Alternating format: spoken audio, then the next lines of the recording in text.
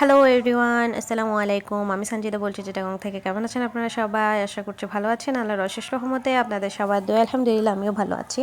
আপনাদের মাঝে চলে আসলাম একটা ট্যাং রেসিপি নিয়ে। আমের সিজন যেহেতু একদম শেষের পথে, তো যারা বানাননি ঝটপট বানিয়ে নিন। একদম সহজ একটা রেসিপি, আমি ট্রাই করে দেখেছি, সেজন্যই আপনাদের সাথে শেয়ার করলাম।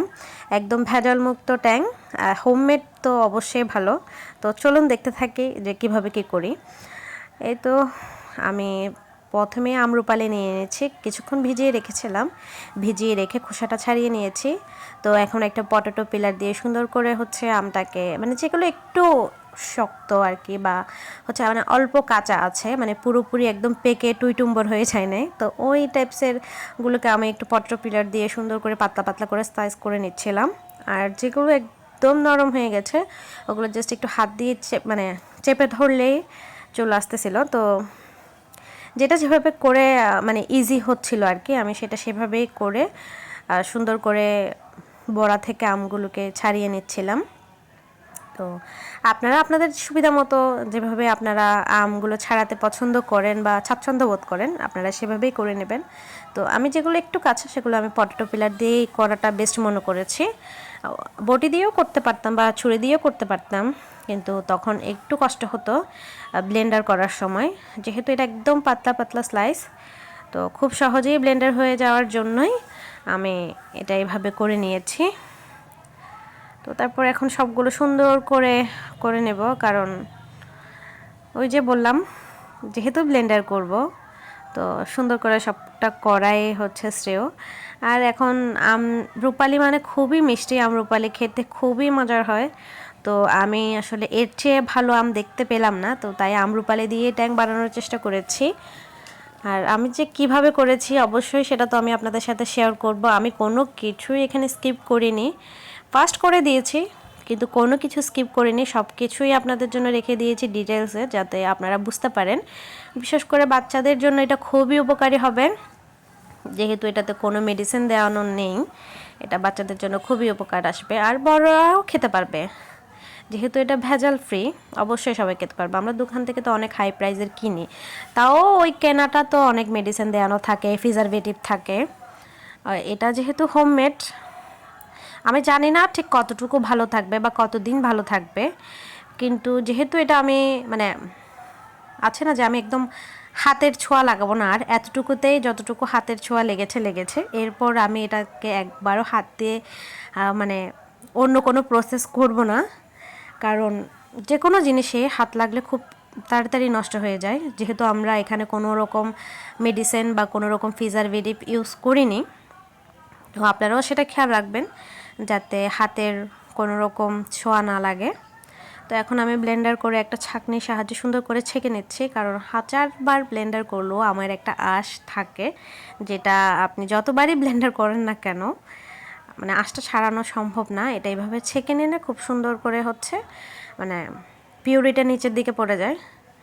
তো অনেকে তো আমসত্ত্ব বানানোর জন্য এভাবে করে, কিন্তু আমি আমসত্ত্ব যখন করি তখন পিউরিটাকে ছাঁকি না, আমার থেকে ছাঁকনি দিয়ে ছাঁকতে ভালো লাগে না। আমসত্ত্বটা একটু আঁশ থাকলে আমার ভালো লাগে। এক একজনের আসলে এক এক রকম টেস্ট। তো আপনারা এ পর্যায়ে এসে চিনি মিক্স করে চুলার বসিয়ে আমসত্ত্বও তৈরি করতে পারেন। আর যেহেতু আমি সেটা ম্যাঙ্গো ট্যাং তৈরি করব, তো সেজন্যই আমি ছেঁকে নিলাম। দেখেন ছাকার পরও কতগুলো আম রয়ে গেছে পিউরি, এগুলো দিয়ে আপনারা একটু জুস করে নিতে পারেন, মানে যেটা আমরা সব সময় বাসায় করে থাকি আর কি। আমের সিজন আসলে কম বেশি ম্যাঙ্গো লাচ্ছি বা জুস আমরা বাসায় কাঁচা আমের তৈরি করে থাকি, তো ওভাবে তৈরি করতে পারেন। আর আমি এখন সুন্দর করে একটা থালাতে বিছিয়ে নিয়েছি, 2-3টা থালা নিয়েছি। এখানে ক্যামেরায় অতগুলো দেখানো সম্ভব হচ্ছিল না, তো তাই আমি প্রথমে 2টা থালাই নিয়েছিলাম, দেখলাম যে না একদম পাতলা করে হচ্ছে না, তো তাই পরে আমি 3টা থালাতে ট্রান্সফার করে নিব। এখন আমি সরাসরি চিনিটা ঢেলে দিচ্ছিলাম আপনাদের দেখার সুবিধার্থে। আমি একদম দোকান থেকে প্যাকেট আনা সহ আপনাদের সামনে দেখাচ্ছি, যাতে বুঝতে কোনো অসুবিধা না হয় যে সরাসরি মানে চিনিটা আমি আমের মধ্যে ঢেলে দিচ্ছি, এখানে অন্য কোনো কিছু ইউজ করিনি, জাস্ট চিনি আর আমের পিউরি। তো সুন্দর করে আমি নেড়ে চেড়ে দিচ্ছি ভালো করে। এখানে আমি একদমই হাতের ইউজ করছি না, একটা চামচ দিয়ে নাড়াচাড়া করছি। আপনাদের যেটা দিয়ে সুবিধা হয় আপনারা সেটা দিয়েই করতে পারেন। আর চেষ্টা করবেন সব সময় একদম পাতলা করে বিছাতে, আর যখন গরম পড়ে তখন করতে। আর আমি একটু বোকামি করেছি, আমি যখন বৃষ্টি পড়ছিল তখন করেছি, তাই আমার শুকাতে কয়েকটা দিন সময় লেগেছে। যদি আপনারা একদম কটকটা রোদে করেন তাহলে আর কোনো ঝামেলাই লাগবে না। তো আমি আসলে অনেকভাবে চেষ্টা করেছি, তো দেখলাম যে না, বৃষ্টির কারণে আসলে শুকাচ্ছে না, ফ্যানের বাতাসের নিচে রেখেই দিয়েছিলাম। তো ওই যে আরেকটা থালিতে ট্রান্সফার করে ফেলছি, বললাম যে এই যে। তারপর কি করলাম, বুদ্ধি করে ভাবলাম যে আমসত্ত্ব কিভাবে করি। আমসত্ত্ব তো মাঝে মাঝে বৃষ্টি পড়লে বা রোদ না আসলে আমরা শুকিয়ে ফেলি চুলাতে। এটা সরাসরি চুলায় বসালাম না, জাস্ট চুলার তাপটা যাতে লাগে, মানে গরমটা যাতে হয়। তো দেখলাম যে 10-15 মিনিট পরেই মাশাআল্লাহ এটা আস্তে আস্তে শুকিয়ে যাচ্ছে। তো আমি এই প্রসেসেই একদিন শুকিয়ে নেব সুন্দর করে। শুকিয়ে নেওয়ার পর আমি যখন এটা অনেকটাই হয়ে এসেছে দেখেন, আমি এখন সুন্দর করে এটাকে উল্টে পাল্টে দিব, যেহেতু উপরেরটা হয়েছে মোটামুটি, এখনও নিচের দিকটা তো হয়নি। দেখেন খুবই কষ্ট হচ্ছে, এটা যখন আরও হার্ড হয়ে যাবে আসলে করা খুবই মুশকিল হয়ে যাবে। চেষ্টা করবেন যাতে একদিন পরে একটা খুন্তির সাহায্যে এটা করে নিতে। এটা অন্য কোনো কিছু দিয়েই উঠবে না, মানে চামচ বা খুন্তি ছাড়া এটা অন্য কোনো কিছু দিয়ে উঠবে না। স্প্যাচুলা দিয়ে তো ভুলও উঠবে না, কারণ আমি খুন্তি দিয়েই করছি, আমার খুব কষ্ট হয়েছে। আমি ভাবতেছি যে আরেকটু যদি লেগে যেত, আর একদিন পর যদি আমি এটা করতাম, হয়তো আমার তুলতে খুবই কষ্ট হতো। তো তো এখন সুন্দর করে আমি এটাকে আবার বিছিয়ে দিচ্ছি। আমি বারবার বলছি আমি প্রাকার রাঁধুনি না, আমার একটু ভুল ত্রুটি হতেই পারে। যদি হয়, আমাকে ছোট বোন হিসেবে আমার ভুলগুলোকে ক্ষমার দৃষ্টিতে দেখবেন। তো এখন সুন্দর করে সব কিছু করে দিলাম।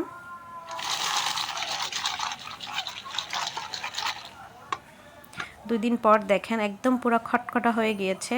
আপনাদেরকে আমি আওয়াজটা শুনিয়ে দিলাম যে কি পরিমাণ শুকিয়েছে। এই তো আমাদের কাজটা অলমোস্ট হয়ে গিয়েছে, এখন শুধু ব্লেন্ড করে নিলেই হয়ে যাবে। দেখেন আমি ব্লেন্ড করে নিয়েও আসলাম। আমি দেখলাম যে একটু দলা পেকে আছে, তো আমি একটু ঘুরিয়ে, মানে একটু নেড়ে চেড়ে, চামচ দিয়ে নেড়ে চেড়ে দিব, দিয়ে আমি আরেকবার ব্লেন্ড করে সরাসরি আপনাদের সামনে পরিবেশন করে দেখাচ্ছি যে আসলে সেটা কেমন হয়েছে। দেখেন মাশাআল্লাহ একদমই পিওর একটা হচ্ছে ট্যাং হয়েছে। তো আমি আপনাদের সামনে গুলেও দেখাচ্ছি যে এটা আসলে কেমন। তো দেখেন মাশাআল্লাহ দেখতে যেমন হয়েছে, খেতেও খুবই মজার হয়েছে। যদি আমি ফুড কালার ইউজ করতাম কালারটা আরও ভালো আসতো, যেহেতু আমি কোনো রকম এখানে প্রিজারভেটিভ বা কালার ইউজ করিনি, তো আমি ন্যাচারাল কালারটাই রাখার চেষ্টা করেছি। আশা করি আপনাদের ভালো লাগবে। ভালো লাগলে একটা লাইক কমেন্ট শেয়ার করে দেবেন। আপনারা অনেকেই ভিডিও দেখেন কিন্তু একটা লাইক করতে ভুলে যান, প্লিজ একটা লাইক করে দিবেন। আর আপনাদের পছন্দ মতো একটা মন্তব্য করে যাবেন আমার ভিডিওটা দেখে আপনাদের কেমন লাগলো। দেখা হবে নেক্সট কোনো ভিডিওতে। সবাই ভালো থাকবেন, সুস্থ থাকবেন, আমার পরিবারের সকলের জন্য দোয়া রাখবেন। ইনশাআল্লাহ আপনাদের জন্য আরও ভালো ভালো ভিডিও নিয়ে আসার চেষ্টা করব। আজকের মতো বিদায় নিচ্ছি। আল্লাহ হাফেজ, আসসালামু আলাইকুম।